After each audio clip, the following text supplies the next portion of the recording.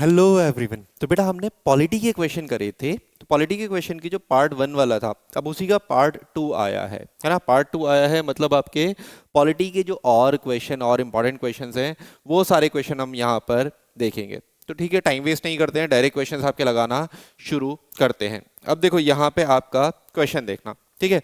आपसे वो बोल रहा है कि केरल वर्सेस लिसमा जोसेफ करके जो केस था, जो केस हमने आपके पहले वाले वीडियो में देखा था, कि ये केस जो है वो कौन से आर्टिकल से रिलेटेड था। सर ये आर्टिकल 21 से रिलेटेड था।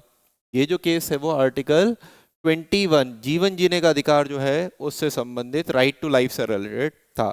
अब ये उसमें बस डिटेल पूछ रहा है। डिटेल क्या पूछ रहा है कि राइट टू लाइफ में क्या वो पर्सन विद डिसेबिलिटी से आपके रिलेटेड था, क्या वो डाउरी से रिलेटेड था, क्या वो आपका केस जो है वो आपका इकोनॉमिक वीकर सेक्शन ईडब्ल्यूएस से रिलेटेड था, या आपका एजुकेशन से रिलेटेड था। ठीक है, तो देखो वो केस का डिटेल भी पूछा एसएससी ने। जो नया केस है, इंपॉर्टेंट केस है, उसका आर्टिकल पूछा, आर्टिकल के बाद डिटेल भी पूछा कि वो आपका कौन से आर्टिकल में कौन सी पर्टिकुलर चीज से रिलेटेड था। तो बेटा ये एक बहुत इंपॉर्टेंट केस था, EWS reservation, economic weaker section का जो रिजर्वेशन है उससे रिलेटेड ये केस था। तो ऑप्शन सी जो है वो इसका सही आंसर होगा। ठीक है, अगला क्वेश्चन हम आपका देखते हैं। Which of the following is not a fundamental right mentioned in the Indian constitution.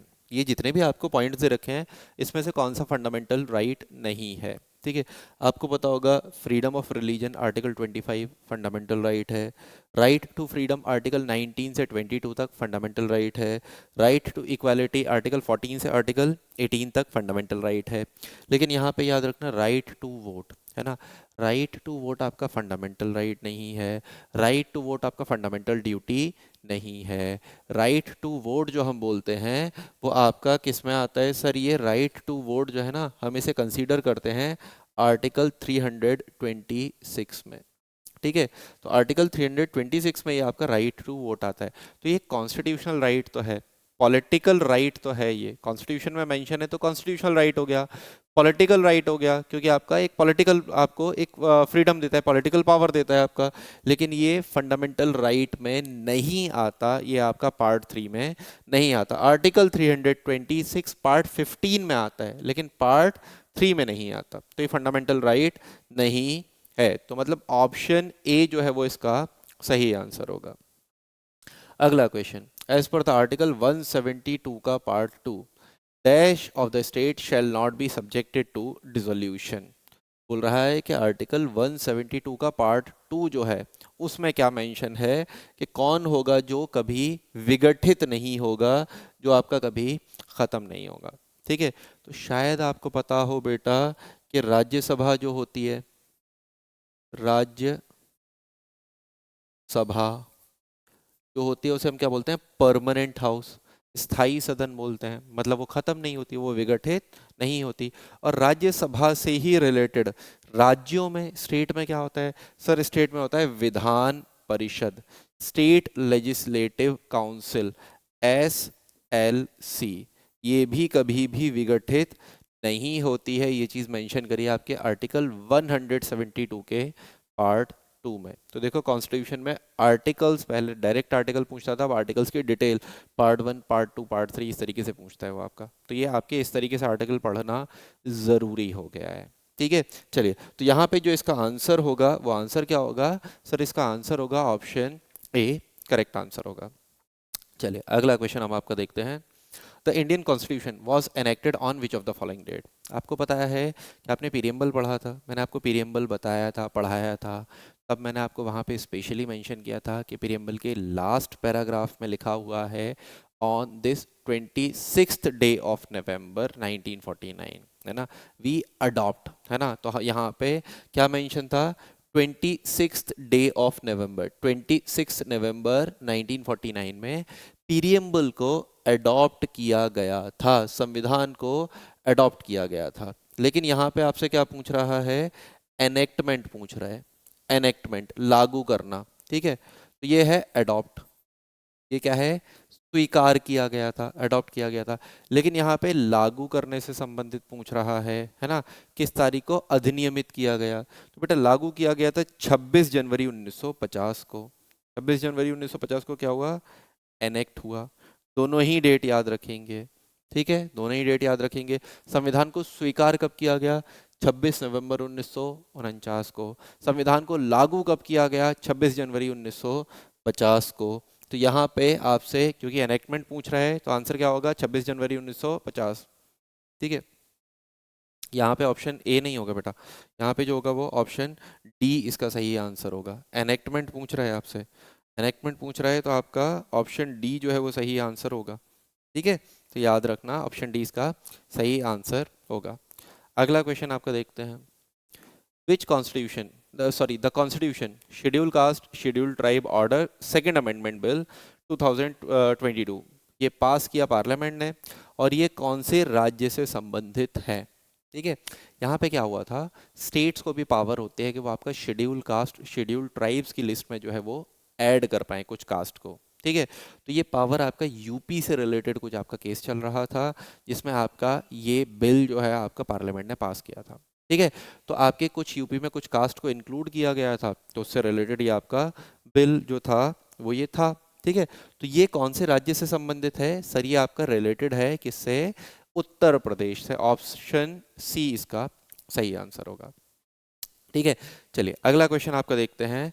Who administer the oath of office of vice president? उपराष्ट्रपति जो होते हैं ना इंडिया में, वाइस प्रेसिडेंट होते हैं। वाइस प्रेसिडेंट इंडिया के किस में आते हैं? आर्टिकल 63 में आते हैं। आर्टिकल 63 में वाइस प्रेसिडेंट का पोस्ट है। आपसे बोला गया कि वाइस प्रेसिडेंट को ओथ यानी कि उन्हें शपथ कौन दिलवाता है? तो बेटा उपराष्ट्रपति को शपथ दिलवाने का अधिकार होता है राष्ट्रपति का, प्रेसिडेंट का, है ना। तो शपथ कौन दिलवाएगा? President oath दिलवाएंगे। या प्रेसिडेंट की मर्जी है कि प्रेसिडेंट चाहे तो किसी और पर्सन को अपॉइंट कर सकते हैं, वो पर्सन यहाँ पे वाइस प्रेसिडेंट को ओथ दिलवा देगा, ठीक है। तो यहाँ पे ऑप्शन डी जो होगा वो आपका सही आंसर होगा। ऑप्शन डी सही आंसर होगा, ठीक है। अगला क्वेश्चन, अज्यूम अ सिचुएशन। अच्छा बहुत अच्छा क्वेश्चन है, प्रैक्टिकल क्वेश्चन। अब देखो एसएससी किस तरीके के क्वेश्चन आपका पूछ रहा है। प्रैक्टिकल रियल लाइफ सिचुएशन का क्वेश्चन आपसे पूछा है, ठीक है। क्या पूछा कि आपका अज्यूम करिए कि ए जो है एक पर्सन है ना, ए जो है वो एक लड़की है। अब ए जो है वो आपका क्या गई? सिनेमा हॉल गई मूवी देखने।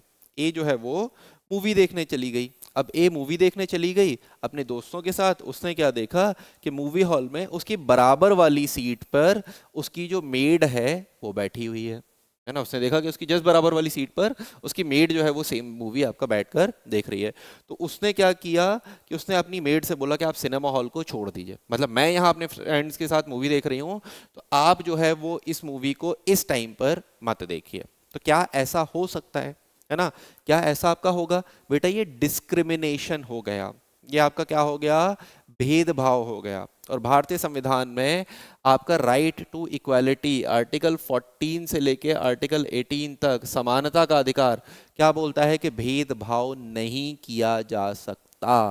तो जब आपका ए ने बोला अपनी मेड को कि आप इस मूवी को इस सिनेमा हॉल को छोड़ दीजिए, तो क्या वो ऐसा बोल सकती है? नहीं सर, संवैधानिक तौर पर वो ऐसा नहीं बोल सकते, कॉन्स्टिट्यूशनली वो ऐसा नहीं बोल सकते। कौन से आर्टिकल का उल्लंघन होगा? कौन से आपके आर्टिकल का वायलेशन होगा? सर ये आर्टिकल 15 के ही कई सारे पार्ट्स दे रखे हैं, तो ये आर्टिकल 15 का वायलेशन होगा, है ना। ये आपका क्या होगा? आर्टिकल 15 का वायलेशन होगा, ठीक है। तो यहाँ पे आपका ऑप्शन सी जो है वो सही आंसर होगा। बहुत अच्छा क्वेश्चन है, प्रैक्टिकल क्वेश्चन है, रियल लाइफ सिचुएशन पे ये क्वेश्चन है। ऐसे क्वेश्चन एसएससी पूछ रहा है तो मतलब एसएससी क्या चाहता है?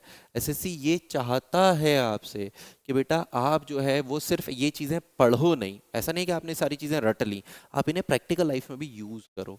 चाहता है कि वो सिर्फ आपको पढ़ना नहीं है, इन्हें आपको रियल लाइफ में भी इम्प्लीमेंट करना है, रियल लाइफ में भी ये सिचुएशन देख के आपको चीज़ें हैंडल करनी है, ठीक है। चलिए अगले क्वेश्चन की तरफ आपको चलते हैं। When was the first लोक सभा ऑफ इंडिपेंडेंट इंडिया हेल्ड? है ना, इंडिपेंडेंट इंडिया की जो पहली लोकसभा थी उसकी सिटिंग कब हुई थी? ठीक है। अब देखो यहाँ पे मैं कुछ आपको डेट बताता हूँ, वो डेट है ना इंपॉर्टेंट डेट्स हैं, वो याद रखना। पहली डेट है 3 अप्रैल। 3 अप्रैल को लोकसभा लोकसभा बनी थी। 17 अप्रैल को राज्यसभा बनी थी, है ना। कॉन्स्टिट्यूशन पूछा जाए, कब ये कॉन्स्टिट्यूट हुए थे? पहली लोकसभा का गठन 3 अप्रैल को, पहली राज्यसभा का गठन 17 अप्रैल को, और बैठक फर्स्ट सिटिंग कब हुई आपका? 13 मई को। पहली लोकसभा की बैठक 13 मई को, पहली राज्यसभा की बैठक 13 मई को। ठीक है, तो दोनों की सिटिंग जो हुई थी, है ना, फर्स्ट सेशन जो स्टार्ट हुआ था वो कब से स्टार्ट हुआ था? 13 मई 1952। ये जो है ना, ये सारे ईयर जो है वो 1952 के हैं। ये सारे ईयर जो है वो 3 अप्रैल, 17 अप्रैल और 13 मई, ये कब के हैं? आपका 1952 के हैं। तो पहला सेशन कब से स्टार्ट हुआ? सर 1952 में 13 मई से। लेकिन कॉन्स्टिट्यूट कब हुई? 3 अप्रैल को। राज्यसभा कब कॉन्स्टिट्यूट हुई? आपका 17 अप्रैल को। ठीक है, तो याद रखेंगे ऑप्शन ए जो है वो इसका सही आंसर होगा। 13 मई 1952 को कॉन्स्टिट्यूट होगी, पहले आपकी सेशन शुरू होगा लोकसभा और राज्यसभा का। Independent India. ठीक है, चलो अगला। The concept of fundamental rights first came into begin in the Magna carta, है ना। ये मैग्ना कार्टा में पहली बार आए थे, कौन से देश में आए थे? मैंने आपको जो फंडामेंटल राइट्स पढ़ाए होंगे, वीडियो भी पढ़ा होगा, बेटा देख लेना, बहुत डिटेल्स में सारी चीज़ें ढंग से पढ़ाई हैं।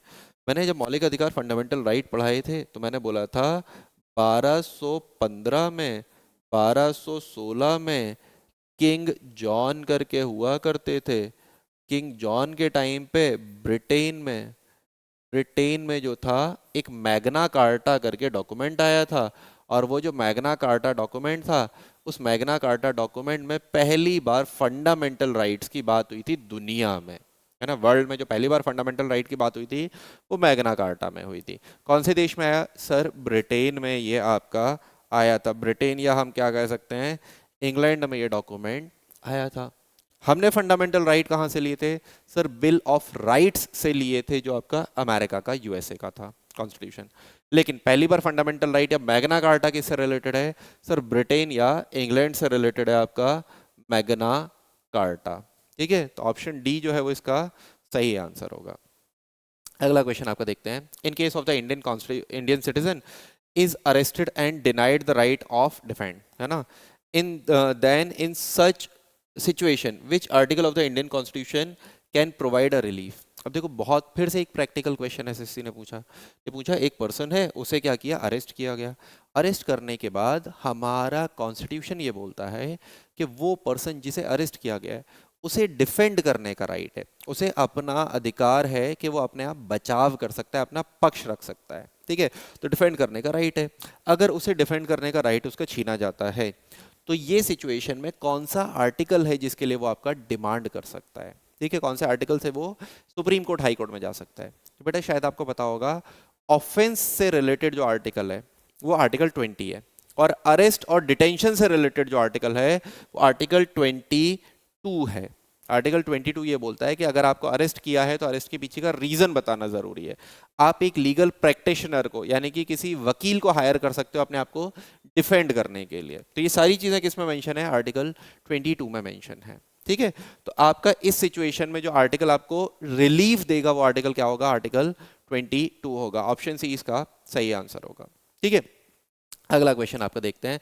The chairman of public service commission, state public service commission है, उसे अगर आपका रिमूव करना है तो किसके ऑर्डर से वो रिमूव होगा? बेटा याद रखना, स्टेट पब्लिक सर्विस कमीशन हो, चाहे आपका यूनियन पब्लिक सर्विस कमीशन हो या आपका स्टेट पब्लिक सर्विस कमीशन हो, ये दोनों ही किस में आते हैं, या फिर जॉइंट पब्लिक सर्विस कमीशन हो।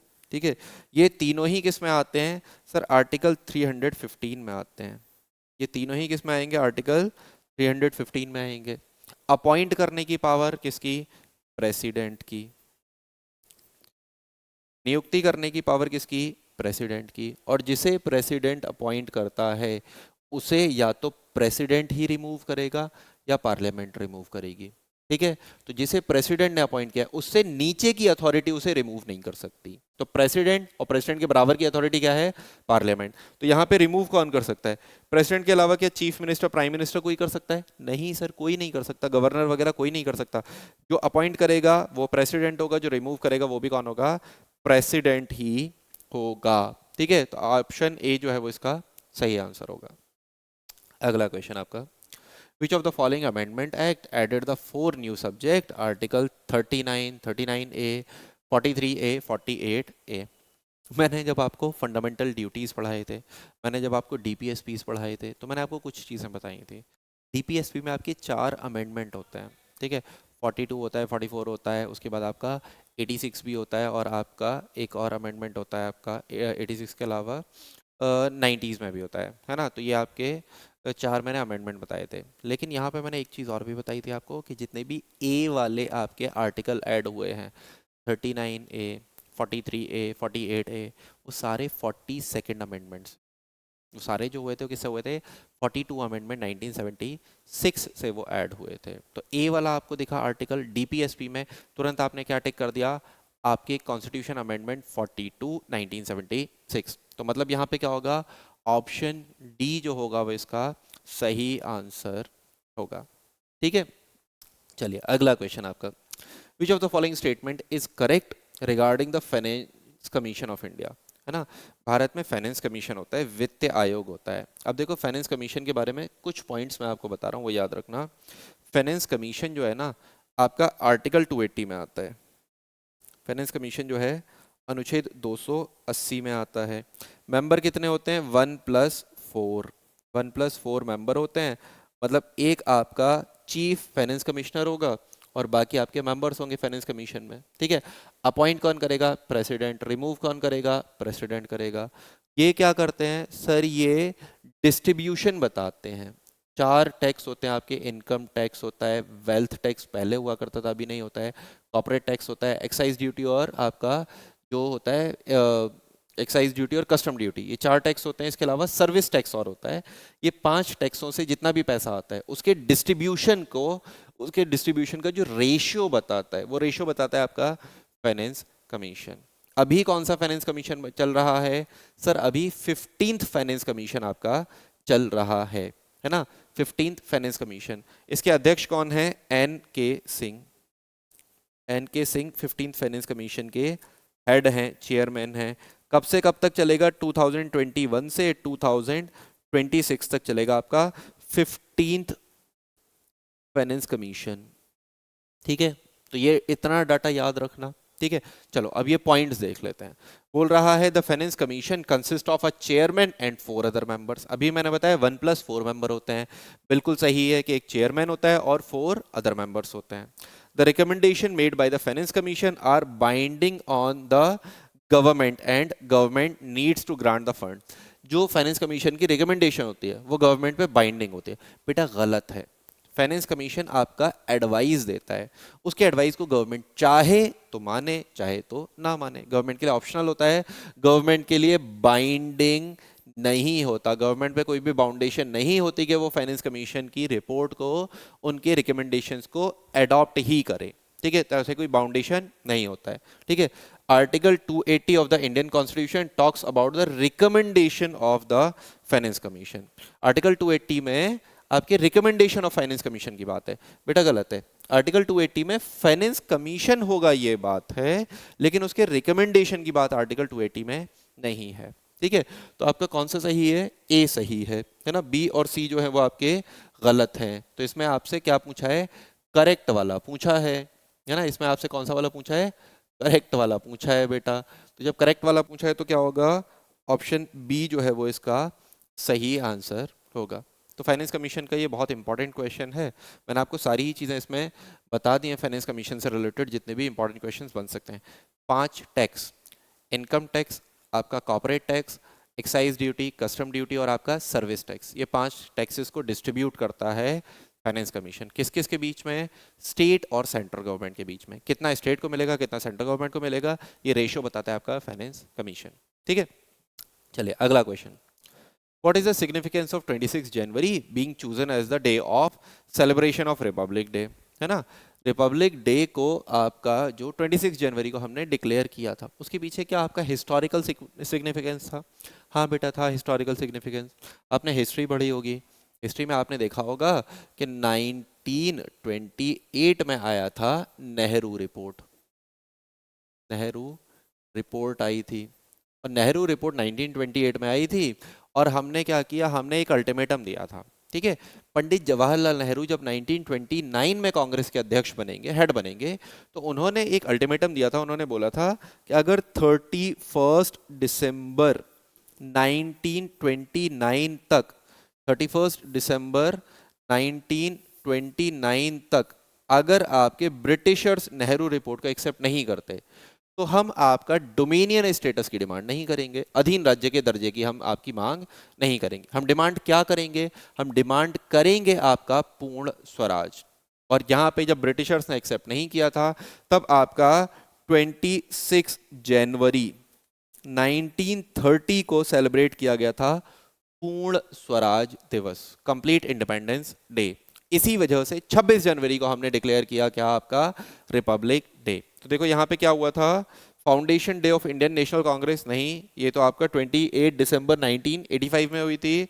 पूर्ण स्वराज दिवस, डिक्लेरेशन ऑफ पूर्ण स्वराज कब हुआ था, 26 जनवरी 1930 को। तो इसी वजह से हमने 26 जनवरी का इंपॉर्टेंस बनाए रखने के लिए हमने 26 जनवरी को एज अ रिपब्लिक डे आपका डिसाइड किया। तो ऑप्शन जो है आपका बी, वो इसका सही आंसर होगा, ठीक है। अगला क्वेश्चन आपको देखते हैं। The finance commission of India is required to make recommendation to the, अब जो आपका फाइनेंस कमीशन है, अभी बोला था ना फाइनेंस कमीशन आपका पैसे के डिस्ट्रीब्यूशन के रिलेटेड आपका बोलता है, लेकिन ये जो पैसे का डिस्ट्रीब्यूशन है वो आपका किसे ये रिकमेंडेशन देता है, सर ये रिकमेंडेशन देता है प्रेसिडेंट ऑफ इंडिया को। प्रेसिडेंट ऑफ इंडिया वो रिकमेंडेशन पास करते हैं पार्लियामेंट को, पार्लियामेंट में स्पेशली स्पीकर ऑफ लोकसभा को, और स्पीकर ऑफ लोकसभा वो पास करता है किसे, आपका गवर्नमेंट को, या प्राइम मिनिस्टर जो होते हैं, तो जो गवर्नमेंट को हेड करते हैं उन्हें पास करता है। तो मतलब यहाँ पे हमसे क्या पूछा है कि फाइनेंस कमीशन के जो रिकमेंडेशंस होते हैं वो किसे रिकमेंडेशन देता है, वो सुझाव जो देता है वो किसे देता है, सर वो सुझाव देते हैं भारत के राष्ट्रपति को, प्रेसिडेंट ऑफ इंडिया को वो सुझाव देते हैं। तो यहाँ पे जो आपका सही आंसर होगा वो क्या होगा, आपका ऑप्शन डी यहाँ पे सही आंसर होगा। मैं बार बार बता रहा हूँ, फाइनेंस कमीशन फाइनेंस मिनिस्ट्री को नहीं देता, गवर्नमेंट को नहीं देता, वो देता है प्रेसिडेंट ऑफ इंडिया को, ठीक है। चलिए अगला question, which part of the Indian constitution deals with fundamental right. Easy question है, हमने सारे पार्ट्स देखे थे 1 2 3 करके, तो हमने देखा था पार्ट 3 में क्या आते हैं, आपके फंडामेंटल राइट आते हैं जो जस्टिसिएबल हैं, लीगली एनफोर्सेबल हैं आपके। तो इसका जो सही आंसर होगा वो क्या होगा, ऑप्शन बी इसका सही आंसर होगा। अगला क्वेश्चन आपका देखते हैं, which of the following right is guaranteed bye article 25 of the Indian constitution, है ना। आर्टिकल 25 जो है इंडियन कॉन्स्टिट्यूशन का, उसमें कौन से राइट्स की बात हो रखी है, ठीक है। हमारे 6 फंडामेंटल राइट हैं, राइट टू इक्वालिटी आर्टिकल 14 से आर्टिकल 18 तक, उसके बाद आपका राइट टू फ्रीडम 19 से 22 तक, राइट अगेंस्ट एक्सप्लॉयटेशन शोषण के विरुद्ध अधिकार 23 और 24, फिर धार्मिक स्वतंत्रता का अधिकार राइट टू रिलीजियस फ्रीडम 25 से लेकर 28 तक। आपसे 25 पूछा है तो क्या होगा सर, इसमें होगा आपका right to freedom of religion, है ना, धार्मिक स्वतंत्रता का अधिकार होगा। तो मतलब ऑप्शन बी जो है वो इसमें सही आंसर होगा, ठीक है। अगला क्वेश्चन आपका करते हैं, विच article of the Indian constitution stipulate the law declared by the supreme court shall be binding on the all code with in the territory of India. बहुत अच्छा क्वेश्चन है, बोल रहा है कि सुप्रीम कोर्ट ने जो भी लॉ बनाया है, ठीक है, सुप्रीम कोर्ट ने जो भी आपका लॉ फॉर्मुलेट किया है वो लॉ टेरिटरी ऑफ इंडिया में, इंडिया की जितनी भी आपका पॉलिटिकल बाउंड्री होगी उसमें वो जितने भी कोर्ट होंगे उन सब पे बाइंडिंग होगा, मतलब वो कोर्ट मना नहीं कर सकते। सुप्रीम कोर्ट का डिसीजन है, ऑप्शनल नहीं होगा, कंपलसरी होगा, बाइंडिंग होगा। ये कौन से आर्टिकल में मेंशन है, तो ये आर्टिकल्स बेटा स्पेशली याद रखना, आर्टिकल 141 में ये मेंशन है कि सुप्रीम कोर्ट के जो लॉ होंगे वो आपके with in territory of India सभी कोर्ट्स पर बाइंडिंग होंगे। आर्टिकल 142 भी याद रखना कि सुप्रीम कोर्ट की पावर होती है कि कभी अगर उसे ज़रूरत फील होती है, रिक्वायरमेंट फील होता है, तो वो कोई लॉ फॉर्मुलेट कर सकता है। ये किस में मेंशन है आपका 142 में, लेकिन यहाँ पे बाइंडिंग होगा ये किस में मेंशन है आपका आर्टिकल 141 में। तो ऑप्शन सी जो है वो इसका सही आंसर होगा, ठीक है। चलिए अगला क्वेश्चन आपका, which of the following article of the Indian constitution enriched to the value and preserve the rich heritage to our composite culture, ठीक है। बोल रहा है कि आपका हमारे जो कॉम्पोजिट कल्चर है, सभी धर्मों को साथ लेके चलना, सभी आपके समुदायों को साथ लेके चलना, है ना, ये जो एक कॉम्पोजिट कल्चर है हमारा, इसे आपका आपका एनरिश करने की बात करता है, प्रिजर्व करने की बात करता है, इसे और बढ़ाने की बात करता है। तो ये किस में बोला गया? बेटा ये आपका मौलिक कर्तव्य है, ये आपका फंडामेंटल ड्यूटी है। फंडामेंटल ड्यूटी किस में आते हैं सर? पार्ट 4A में आते हैं। आर्टिकल की बात करें तो कौन से आर्टिकल में आते हैं? आर्टिकल 51A में आते हैं आपके, क्योंकि ये फंडामेंटल ड्यूटी है तो किस में आएगा? आर्टिकल 51A में। तो ऑप्शन सी आपको दिख रहा होगा, आर्टिकल 51A। ठीक है, तो मतलब ऑप्शन सी जो है वो इसका सही आंसर होगा। वही डाटा है, घुमा फिरा के पूछ रहा है एसएससी। ठीक है, देख रहा है कि आप कितना ज़्यादा इंटेलिजेंट हो, आप कैसे कैसे उन चीज़ों को दिमाग लगा सकते हो, कैसे आप चीज़ों को डील कर सकते हो। ठीक है, अगला question, which of the following pair is correctly matched? इनमें से कौन सा पेयर है वो करेक्टली मैच्ड है? ठीक है, बोल रहा है आर्टिकल 17 में अबोलिशन ऑफ टाइटल है, गलत है। यह आता है आर्टिकल 18 में। ठीक है, बोल रहा है राइट अगेंस्ट एक्सप्लॉयटेशन, क्या ये आर्टिकल 15 में है? नहीं सर, ये भी गलत है। ये किस में आता है? आर्टिकल 23 और 24 में। अबोलिशन ऑफ अनटचेबिलिटी, अनटचेबिलिटी को ख़त्म करना, सर ये 14 में आता है, गलत है। ये आता है 17 में।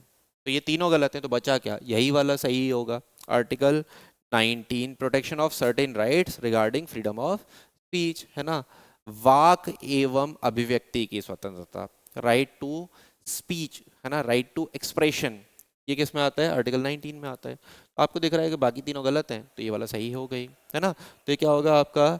आर्टिकल 19, मतलब ऑप्शन डी जो होगा वो इसका सही आंसर होगा। ठीक है, चलिए अगला question, which of the following does not come under the fundamental duties of the Indian constitution? इनमें से कौन सा आपका फंडामेंटल ड्यूटीज में नहीं आता? ठीक है, तो बेटा देखते हैं, हम अपहोल्ड करेंगे, प्रोटेक्ट करेंगे इंडिया की सॉवरेनिटी को, भारत की संप्रभुत्वता को हम बचाएंगे, भारत की एकता और अखंडता को हम बचाएंगे। आपका ये मौलिक कर्तव्य है, फंडामेंटल ड्यूटी ये है। उसके बाद अगला क्या बोला? हम चेरिश करेंगे, फॉलो करेंगे नोबल आइडियाज़ को, जो हमारे नेशनल स्ट्रगल में या हमारी जो आज़ादी के समय पे हमने जितनी भी चीज़ें करी थी, उन सारी चीज़ों को हम प्रिजर्व करेंगे, उनका सम्मान करेंगे। ठीक है, ये भी आपका मौलिक कर्तव्य है, फंडामेंटल ड्यूटी है। ठीक है, सेफ गार्ड करेंगे पब्लिक प्रॉपर्टी को, और वायलेंस वगैरह नहीं करेंगे, दंगे वगैरह नहीं होंगे, दंगे अगर होंगे तो उन्हें रोकने की कोशिश करेंगे, पब्लिक प्रॉपर्टी को नुकसान नहीं पहुंचाएंगे, है ना। आपने देखा होगा दंगे में बसें वगैरह जला देते हैं, ऐसे काम हम नहीं करेंगे। ये भी क्या है? आपका फंडामेंटल ड्यूटी है। ठीक है, एक्सरसाइज करेंगे adult franchise, adult franchise, universal adult franchise, सार्वभौमिक वयस्क मताधिकार को हम आपका प्रैक्टिस करेंगे। नहीं बेटा, ये जो है ना, ये आपका आर्टिकल 326 में मेंशन है, और आर्टिकल 326 किस में आता है? इलेक्शन में। ये आपका मौलिक कर्तव्य या फंडामेंटल ड्यूटी में नहीं आता। ठीक है, तो पूछा जाए कौन सा फंडामेंटल ड्यूटी नहीं है, तो आपका प्रैक्टिस ऑफ एडल्ट फ्रेंचाइज, वयस्क मताधिकार का प्रयोग आपका फंडामेंटल ड्यूटी नहीं है। ऑप्शन डी इसका सही आंसर होगा। अगला क्वेश्चन देखते हैं, what which was the first country to incorporate fundamental duties in its constitution, है ना। पहला देश कौन था जिसने मौलिक कर्तव्यों को अपने संविधान में जोड़ा? ठीक है, या पूछ लिया जाए दूसरे तरीके से कि भारत ने जो संविधान में मौलिक कर्तव्य लिए वो कहाँ से लिए, तो बेटा यूएसएसआर, है ना, सोवियत संघ करके हम इसे बोलते थे, है ना, आपका वहां से हमने लिए थे फंडामेंटल ड्यूटीज। जो अभी जो है सोवियत संघ जो है, यूएसएसआर, वो टूट गया है, डिसइंटीग्रेट हो गया है, और उसका जो कंट्री है जो अभी इस टाइम पे सोवियत संघ में कंट्री है, वो क्या है? रशिया है। रशिया का ही पार्ट था यूक्रेन, जो बॉर्डरिंग कंट्री थे वो रशिया के ही पार्ट थे। सोवियत संघ था जो टूट गया था। तो हमने फंडामेंटल ड्यूटीज कहाँ से लिए थे? सोवियत संघ से हमने लिए थे, यूएसएसआर से हमने फंडामेंटल ड्यूटी लिए थे। पहला आपका वर्ल्ड में था कॉन्स्टिट्यूशन जिसने आपके फंडामेंटल ड्यूटीज को इनकॉर्पोरेट किया था। तो ऑप्शन ए इसका सही आंसर होगा। अगला क्वेश्चन आपको देखते हैं, तो supreme court of India came into existence, है ना। सुप्रीम कोर्ट आपका कब बना था? चलो मैं आपको यहाँ पे कुछ पॉइंट्स बताता हूँ, याद रखना। Government of India act, government of India act 1935 जो था, उसने बोला था कि एक फेडरल कोर्ट होना चाहिए, और 1937 में दिल्ली में एक फेडरल कोड बना था। दिल्ली में एक संघीय न्यायालय बना था। और यही संघीय न्यायालय जिस दिन आपका संविधान लागू हुआ 26 जनवरी 1950 को, यही संघीय न्यायालय क्या बन गया आपका, सुप्रीम कोर्ट में कन्वर्ट हो गया। तो आपसे पूछा जाए सुप्रीम कोर्ट कब बना था, कब एग्जिस्टेंस में आया था, तो आंसर क्या होगा, 26 जनवरी 1950 को। कुछ जगह ये डेट 26 की जगह 28 भी मिल सकती है, लेकिन आंसर क्या होगा, जनवरी 1950 को। ठीक है, तो ऑप्शन ए जो है वो इसका सही आंसर होगा। ठीक है, अगला क्वेश्चन आपका देखते हैं। With which of the following government of India act did the Montagu Chelmsford reform introduce diarchy in the province. ठीक है, राज्यों में है ना या प्रांतों में द्वैध शासन, डायरकी जो है वो आपका कौन से भारत सरकार अधिनियम से शुरू किया गया था। तो भारत सरकार अधिनियम आपके इंपॉर्टेंट है। एक मॉर्ले मिंटो रिफॉर्म जो 1909 में आया था, मॉर्ले मिंटो रिफॉर्म, जिससे सेपरेट इलेक्टोरेट शुरू हुआ था मुस्लिम्स के लिए। दूसरा है मॉन्टेग्यू चेम्सफोर्ड रिफॉर्म। मॉन्टेग्यू जी जो थे वो सेक्रेटरी ऑफ स्टेट थे, चेम्सफोर्ड जो थे वो आपके कौन थे, वाइसरॉय ऑफ इंडिया थे या गवर्नर जनरल ऑफ इंडिया थे। ठीक है, इनके टाइम पे जो आया था वो कौन सा था आपका, 1919 का गवर्नमेंट ऑफ इंडिया एक 1919 आया था, जिससे आपका ये बोला गया था कि इंडिया में आपका डायरकी लगेगी प्रोविंसेस में, है ना, प्रांतों में द्वैध शासन लगेगा। मतलब जो आपका स्टेट लिस्ट होगी वो स्टेट लिस्ट आपका दो पार्ट में डिवाइड हो जाएगी। डायरकी भी मैं बता देता हूँ आपको क्या है, स्टेट लिस्ट जो होगी वो दो पार्ट में डिवाइड हो जाएगी, ट्रांसफर्ड ट्रांसफर्ड सब्जेक्ट और रिजर्व्ड सब्जेक्ट, दो पार्ट में डिवाइड हो जाएगी। इसी को हम क्या बोलेंगे आपका डायरकी द्वैध शासन, हस्तांतरित विषय और आपका आरक्षित विषय में। डायरकी कब आई, 1919 में। यही 1919 वाला अधिनियम था जिससे बाय कैमरल लेजिस्लेचर शुरू हुआ, द्विसदनीय संसद शुरू हुई। यही 1919 वाला अधिनियम था जिससे विमेंस को वोटिंग राइट मिले, महिलाओं को मतदान के अधिकार मिले थे। तो ये पॉइंट्स याद रखना बहुत इंपॉर्टेंट है। ठीक है, चलो, तो यहाँ पे आपका मॉन्टेग्यू चेम्सफोर्ड रिफॉर्म जो था वो क्या था, option D government of India 1919 था। अगला क्वेश्चन आपका देखते हैं। Article 323 of Indian constitution deal with, अच्छा देखो यहाँ पे बहुत अच्छा है ये क्वेश्चन आपका, थोड़ा कंफ्यूज करने वाला भी है। ये 323 पूछा है। अगर आपसे 323 ए पूछता, 323 ए पूछता तो आपका आंसर क्या होता है, ट्रिब्यूनल या प्राधिकरण, है ना, आपका एडमिनिस्ट्रेटिव ट्रिब्यूनल से रिलेटेड होता। ठीक है, लेकिन यहाँ पे 323 पूछा है। ये किससे रिलेटेड है आपका, ये reports of public service commission से रिलेटेड है। जो पब्लिक सर्विस कमीशन हैं ये अपनी रिपोर्ट देते हैं, किसे देते हैं, प्रेसिडेंट को देते हैं। प्रेसिडेंट वो रिपोर्ट किसे देता है, स्पीकर ऑफ लोकसभा को देता है। तो उससे रिलेटेड जो आर्टिकल है वो क्या है आपका, आर्टिकल 323। डिटेल में छोटे छोटे आर्टिकल्स पूछ रहा है जो पहले नहीं पूछा करता था। तो एसएससी का ये भी पॉइंट समझने की कोशिश करो, वो आर्टिकल्स जो पहले नहीं पूछे जाते थे यहाँ पे पूछे जा रहे हैं बेटा आर्टिकल्स वो। ठीक है, तो चलो यहाँ पे क्या होगा, ऑप्शन डी जो है वो सही आंसर होगा। ठीक है, अगला क्वेश्चन आपका पूछते हैं। From which country the directive principle of state policy of the Indian constitution borrowed, है ना, इंडिया के कॉन्स्टिट्यूशन में, भारतीय संविधान में डीपीएसपी हमने कहाँ से लिए, है ना, कई बार मैंने आपको बताया होगा। ये आपका इसमें दो पॉइंट याद रखेंगे। कराची डिक्लेरेशन में पहली बार डीपीएसपी की बात हुई थी, राज्य की नीति निर्देशक तत्व की जो बात हुई थी वो कहाँ हुई थी, कराची डिक्लेरेशन में 1931 में हुई थी। अध्यक्ष कौन थे, सरदार पटेल। कौन से देश से हमने बोरो किए, आयरलैंड से, आयरिश कॉन्स्टिट्यूशन से। ठीक है, तो ऑप्शन ए जो है वो इसका सही आंसर होगा। ठीक है, अगला क्वेश्चन आपका देखते हैं। Which of the following statement are correct regarding the state executive. ठीक है, स्टेट एग्जीक्यूटिव से रिलेटेड आपका कौन सा स्टेटमेंट जो है वो सही है। हमने पहले, है ना, इससे पहले वाले वीडियो में हमने देखा था, आपसे यूनियन एग्जीक्यूटिव पूछा था। यूनियन एग्जीक्यूटिव किस में आता है, पार्ट 5 में आता है। मैंने बताया था आपका आर्टिकल 52 से लेके आर्टिकल 151 तक जो होते हैं वो पार्ट 5 में आते हैं, वो यूनियन एग्जीक्यूटिव में आते हैं। आर्टिकल 152 से शुरू हो जाता है आपका स्टेट एग्जीक्यूटिव, और यहाँ पे बात कर रहा है आपका स्टेट एग्जीक्यूटिव की। ठीक है, चलो तो आपका देखते हैं। Article 152 of the Indian constitution state unless the context of the otherwise required the expression state does not include Jammu Kashmir. बोल रहा है कि आपका अनुच्छेद 152 में बोला है कि स्टेट जो हैं वो आपका सबको इंक्लूड करते हैं, लेकिन does not include Jammu Kashmir. आपको पता होगा आर्टिकल 370 में स्पेशल स्टेटस दे रखा था जम्मू कश्मीर, ठीक है। तो यहाँ पे जब 370 में स्पेशल स्टेटस दे रखा है तो मेंशन किया था आपने कि आपका 152 में Jammu Kashmir as a state की डेफिनेशन में नहीं आएगा, ठीक है।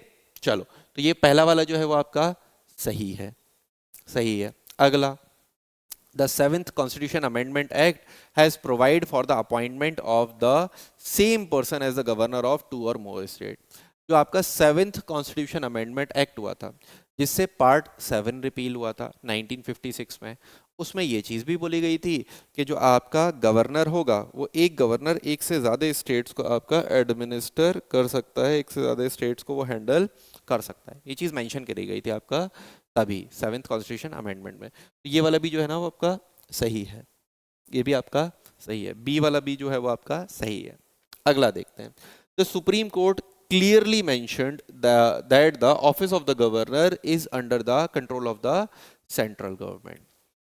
1979 में सुप्रीम कोर्ट ने ये बोला था कि आपका जो गवर्नर का ऑफिस होगा वो एजेंट ऑफ सेंट्रल गवर्नमेंट तो होगा, लेकिन वो सेंट्रल गवर्नमेंट के कंट्रोल में नहीं आएगा, वो सेंट्रल गवर्नमेंट की ब्यूरोक्रेसी का पार्ट नहीं माना जाएगा, सेंट्रल गवर्नमेंट के कंट्रोल में नहीं माना जाएगा। तो इसका उल्टा बोला था, यहाँ पे बोल रहा है कंट्रोल में माना था, जबकि सुप्रीम कोर्ट ने मना किया था कि वो सेंट्रल गवर्नमेंट के कंट्रोल में नहीं माना जाएगा। तो जो आपका सी वाला पॉइंट है वो गलत है। अब देखो सी गलत है तो ये एलिमिनेट हो गया, ये एलिमिनेट हो गया और ये भी एलिमिनेट हो गया, ये तीनों एलिमिनेट हो गया। अगर आपको सी वाला पता है देखो आपका सिंपल क्या हो गया, ऑप्शन डी जो है वो इसका सही आंसर होगा, option D is the correct answer, ठीक है। अगला चलते हैं, which among the following statement about judicial review in the in India is correct, है ना। जुडिशियल रिव्यू न्यायिक पुनरावलोकन से संबंधित जो है वो आपका कौन सा अनुच्छेद या कौन सा जो आपका पॉइंट है वो सही है, ठीक है। चलो मैं कुछ पॉइंट आपको बताता हूँ। जुडिशियल रिव्यू आपने यूएसए अमेरिका के संविधान से लिया। जुडिशियल रिव्यू आपका संविधान के अनुच्छेद 13 में आता है, आर्टिकल 13 में आता है आपका जुडिशियल रिव्यू। जुडिशियल रिव्यू की पावर किसे है, सुप्रीम कोर्ट और हाई कोर्ट को पावर है, ठीक है। जुडिशियल रिव्यू में क्या होता है कि अगर आपका कोई भी ऐसा कानून बनता है जो केंद्र सरकार या राज्य सरकार बनाती है जो पार्ट 3 का है ना आपके संवैधानिक अधिकार मौलिक अधिकारों का वायलेशन करता है, उल्लंघन करता है, तो उसे आपका सुप्रीम कोर्ट या हाई कोर्ट जो है वो खत्म कर सकते हैं। ये क्या होता है आपका जुडिशियल रिव्यू होता है। तो ये आपका शॉर्ट इन्फॉर्मेशन थी। अब हम यहाँ पे देखते हैं इससे related. Judicial review means that the court of law have the power of testing the validity of legislature as well as the government action with reference to the provision of the constitution, ठीक है। बिल्कुल सही बात है कि judicial review में court को power होती है कि कोई भी कानून जो आपके गवर्नमेंट ने बनाया है, गवर्नमेंट का कोई भी एक्शन है, उसको वैलिडेट करे, वो चेक करे कि क्या वो संविधान के अनुसार है या नहीं है। अगर वो संविधान के अनुसार कॉन्स्टिट्यूशन के अकॉर्डिंग नहीं है तो उसे खत्म कर दे, अगर वो है तो उसे इम्प्लीमेंट रहने दे। तो ए जो है वो आपका सही है, बिल्कुल सही है, ठीक है। उसके बाद बी में under article 23 Indian constitution compulsion of the judicial review was described as a fundamental right. ये बेटा 23 नहीं है, ये आर्टिकल 13 है। अभी मैंने बताया कि जुडिशियल रिव्यू जो यूएसए के कॉन्स्टिट्यूशन से लिया वो आर्टिकल 13 में आता है, ना कि 23। तो ऑप्शन बी जो है वो गलत हो गया, ठीक है। अगला, the power of the judicial review significantly vested upon the high court and the supreme court. जो जुडिशियल रिव्यू की पावर है वो हाई कोर्ट और सुप्रीम कोर्ट को मिली हुई है। ये वाली चीज भी आपका ठीक है। अब देखो बी को एलिमिनेट करें तो ए वाला एलिमिनेट हो गया, ये वाला भी एलिमिनेट हो गया, ये भी एलिमिनेट हो गया। अगर हमें सिर्फ इतना पता था कि जुडिशियल रिव्यू आपका आर्टिकल 13 में आता है तो हम अपने आप ही करेक्ट आंसर लगा देते कि सर ए और सी सही है, मतलब ऑप्शन डी जो है वो इसका सही आंसर है।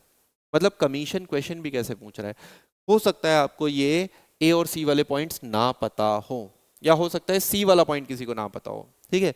लेकिन अगर आपको सिर्फ आर्टिकल याद है तो भी आपका क्वेश्चन डील हो गया। डिटेल भी पूछ रहा है, लेकिन अगर आपको कुछ चीजें भी पता है तो आप उसे डील कर पाओगे। ठीक है, चलो अगला question. The Indian constitution originally consist of articles, है ना। जब 1950 में संविधान बना तब उसमें कितने आर्टिकल थे? सर उसमें आर्टिकल थे 395। अभी कितने आर्टिकल हैं? 470 आर्टिकल्स के करीब अभी आपके कॉन्स्टिट्यूशन में आते हैं। ठीक है, तो यहाँ पे आंसर क्या होगा? ऑप्शन ए 395 जो होगा इसका करेक्ट आंसर होगा। ठीक है, अगला क्वेश्चन आपका देखते हैं। Who being the commander in chief of the Indian Army Armed Forces taken the salute of the different regiment of the armed forces during the march of the Republic Day? Republic Day जब होता है ना, गणतंत्र दिवस जो होता है, तब आर्मी की सलामी, आर्मी के जो हेड होते हैं उनकी सलामी कौन लेता है? या आपका कमांडर इन चीफ जो होता है वो कौन होता है? तो बेटा प्रेसिडेंट जो होता है ना, प्रेसिडेंट की पावर होती है कि प्रेसिडेंट को बोला जाता है commander in chief of all the armies of the India. Indian defence का जो प्रेसिडेंट होगा वो कमांडर इन चीफ होगा। ठीक है, तो इंडियन डिफेंस का जो हेड होगा उसे हम किसे बोलेंगे हम? वो प्रेसिडेंट ऑफ इंडिया को बोलेंगे। आपका इंडियन डिफेंस का हेड बोला जाएगा प्रेसिडेंट ऑफ इंडिया को। ठीक है, तो यहाँ पे क्या होगा? ऑप्शन डी जो है वो इसका सही आंसर होगा। ठीक है, चलिए, तो बेटा इस वीडियो में हम लोग इतना ही रखते हैं। ये सारे हमने इंपॉर्टेंट क्वेश्चंस किए, और भी हम ऐसे वीडियोस लाएंगे जिससे आपके पॉलिटी के जितने भी इंपॉर्टेंट चीज़ें हो सकती हैं वो सारी हम कवर करें। वीडियो अगर अच्छा लगा हो तो बेटे वीडियो को लाइक ज़रूर करना। चैनल पर पहली बार आए हो तो चैनल को सब्सक्राइब किए बिना मत जाना, क्योंकि आपके सभी गवर्नमेंट एग्जाम से रिलेटेड और भी ज़्यादा इंफॉर्मेटिव आपको डिटेल्ड चीज़ें, डिटेल्ड वीडियो यहाँ पर मिलेंगे। ठीक है, चलिए मिलते हैं आपसे नेक्स्ट वीडियो में।